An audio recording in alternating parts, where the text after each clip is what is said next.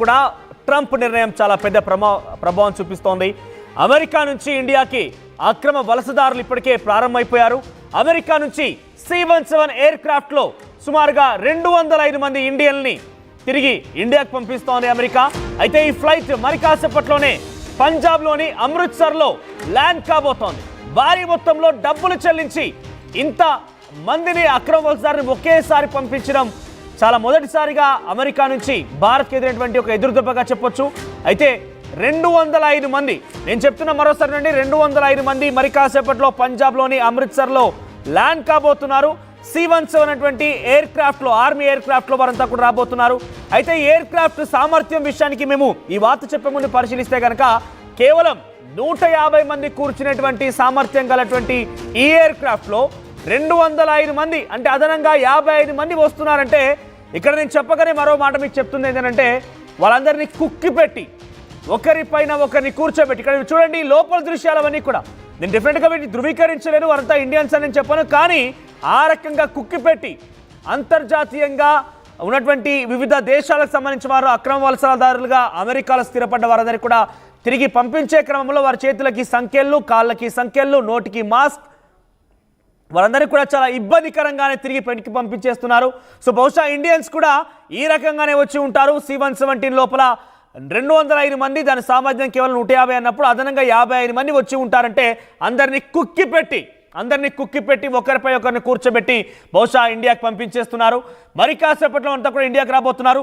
జనరల్గా మీరు ఒకసారి గూగుల్లో సెర్చ్ చేయండి, అమెరికా వెళ్ళాలి ఇండియా నుంచి అంటే మనకు అయ్యే ఖర్చు ఎంత, ఫ్లైట్ టికెట్ ధర ఎంత అంటే నేను చూసిన వరకు సుమారుగా 30,000 నుంచి మొదలుకుంటే 80,000, ₹1,00,000 వరకు కూడా దాదాపుగా ఉంటే ఉండొచ్చు. కానీ ఇప్పుడు C-17 అనే ఈ ఎయిర్ క్రాఫ్ట్ ద్వారా తిరిగి ఇండియన్స్కి పంపిస్తున్నారు చూడండి.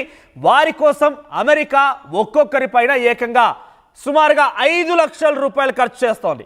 ఒక్కొక్కరి పైన ₹5,00,000 ఖర్చు చేస్తోంది. సుమారుగా ఈ యొక్క ప్రయాణం 8 కోట్ల రూపాయలతో వారందరూ కూడా తిరిగి వెనక్కి పంపిస్తోంది.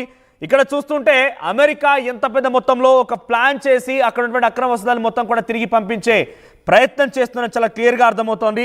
సో అమెరికా నిర్ణయం ప్రపంచ దేశాలపైన చాలా పైన ప్రభావం చూపిస్తోంది, ముఖ్యంగా ఇండియన్స్ పైన. అయితే ఇప్పుడు నేను చెప్పాను, నిన్న 17,940 మందిని అక్రమ వలసదారుని తిరిగి ఇండియాకి పంపిస్తున్నారని చెప్పుకొచ్చాను. మొదటి దశలో అయితే ఇప్పటి వరకు 205 మందిని ఇప్పటికే పంపించేస్తోంది. ఇంకా దశల వారీగా వీరందరినీ కూడా తిరిగి వెనక్కి పంపించే అవకాశం ఉంది. సో 18,000 మందిని దశల వారీగా రోజుల చొప్పున లేకుంటే 2 రోజులకు ఒకసారి ఇదే రకంగా తిరిగి పంపించే అవకాశం ఉంది. అయితే ఒక రకమైన మంత్రాలు కూడా కొనసాగుతున్నాయి. ఇంత పెద్ద మొత్తంలో అమెరికా పైన భారం పడుతోంది. 8 కోట్ల రూపాయలు అంటే చిన్న విషయం ఏం కాదు కాబట్టి రైట్, ఆ డబ్బులు చాలా పెద్ద ప్రభావం చూపిస్తోంది. 8 కోట్ల రూపాయలు ఖర్చు చేయాల్సిన అవసరం ఉంది భారతీయులు కాబట్టి ఈ ప్రభావం చాలా తీవ్రంగా భారతీయులపై ఉండబోతోంది. సో 8 కోట్ల రూపాయలు ఖర్చు చేసి ఒక్కొక్కరిపై ₹4,00,000 అంటే చాలా పెద్ద ప్రభావమే కనబరుస్తుంది. అమెరికాలో 7,20,000 మంది ఇండియన్లు ఉన్నారు. సరైనటువంటి ధృవపత్రాలు లేకుండా ఉన్నట్టుగా గుర్తించినటువంటి వారందరూ కూడా తిరిగి పంపిస్తున్నారు. ఈరోజు మరి కాసేపట్లో 205 మంది అమృత్సర్లో దిగబోతున్నారు, పంజాబ్లో ల్యాండ్ కాబోతున్నారు. పంజాబ్ ప్రభుత్వం కూడా దీనికి అన్నిటికీ సిద్ధంగా ఉంది. సో తమందరినీ కూడా రిసీవ్ చేసుకొని సిద్ధంగా ఉన్నట్టుగా పంజాబ్ ప్రభుత్వం కూడా ప్రకటించేసింది. మరిన్ని అప్డేట్స్ ప్రతినిధి మధు అందిస్తారు. ఎస్ మధు, ఏంటి ఇప్పటివరకు 17,490 మందిని గుర్తించినటువంటి అమెరికా మొదటి దశలో భాగంగా 205 మందిని తిరిగి పంపిస్తోంది. 205 మంది త్వరలోనే మరి కాసేపట్లో పంజాబ్లోని అమృత్సర్ ఎయిర్పోర్ట్లో ల్యాండ్ కాబోతున్నారు. సో దాంట్లో ఎవరైనా భారతీయులకు సంబంధించి తెలుగువారు ఉన్నారా? అప్డేట్స్ ఏమైనా తెలుస్తున్నాయా? ఎగ్జాక్ట్లీ, దాదాపు అమెరికాలో డొనాల్డ్ ట్రంప్ మళ్ళీ అధ్యక్షుడైన తర్వాత పెద్ద ఎత్తున చేపడుతున్నటువంటి ఆపరేషన్ ఇది. దేశంలో అక్రమ వలసదారులు ఎవరైతే ఉన్నారో అనుమతి లేకుండా, సరైన పత్రాలు లేకుండా వారిని తిరిగి వారి దేశాలకు పంపించేటువంటిది ద బిగ్గెస్ట్ ఆపరేషన్ ని చేపడతా ఉన్నారు. అయితే దాంట్లో ఏషియా నుంచి దాదాపు 8 లక్షల మందిని గుర్తిస్తే ఒక భారతీయులే దాదాపు దాంట్లో 7,50,000 మంది అక్రమంగా అమెరికాలో నివాసం ఉంటున్నట్టు గుర్తించారు. దాంట్లో ఇప్పటికీ ప్రస్తుతానికి ఫస్ట్ ఫేజ్ లో 18,000 మందిని గుర్తించారు. ఎలాంటి డాక్యుమెంట్స్ లేవు వాళ్ళ దగ్గర.